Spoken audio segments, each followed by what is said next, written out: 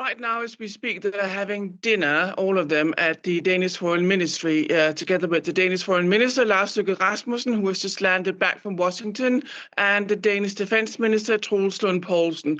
I doubt you'll get a reaction from the Danes as to President Trump's latest threats. I think the Danes are adapting an attitude of let's wait and see, and let's not respond every time we hear from President Trump.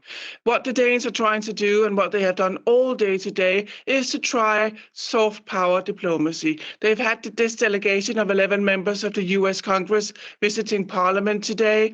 The American politicians met with the Foreign Affairs Committee and expressed their support for Denmark, and also reminded the Danes that hang on a moment, President Trump might be the president of the United States, but there is only so much he can do without the power of Congress.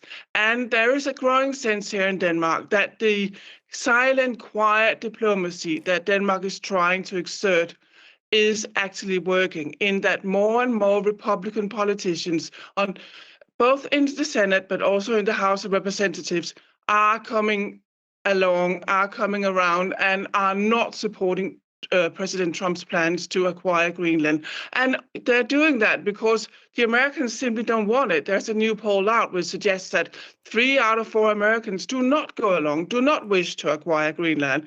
So the Danes are, I will not say cautiously optimistic, but unless I think the Danes are going into this weekend feeling somewhat emboldened by the love that has been shown today from these American politicians. It is a very interesting point, Trine, you make about the fact that this couldn't just be, according to the senators, a decision by the president. This is not just, it's also part of the executive branch. That means Congress should and would have a voice.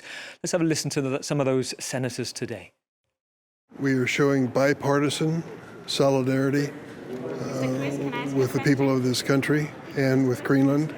They have been our friends and allies for decades.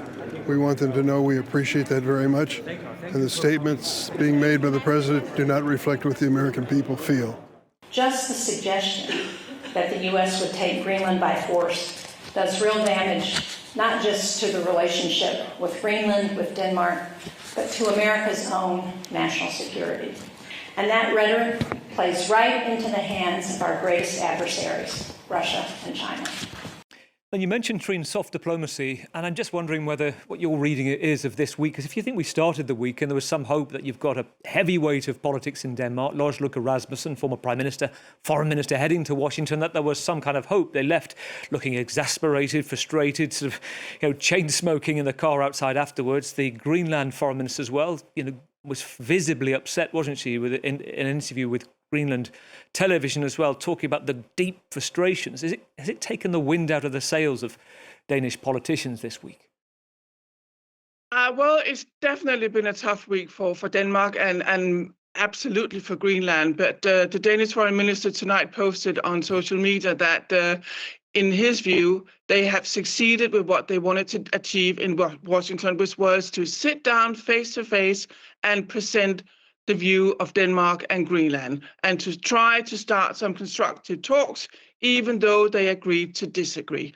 And the Danish Foreign Minister also reminded the Danes and the Greenlanders tonight to keep a cool head and a warm heart.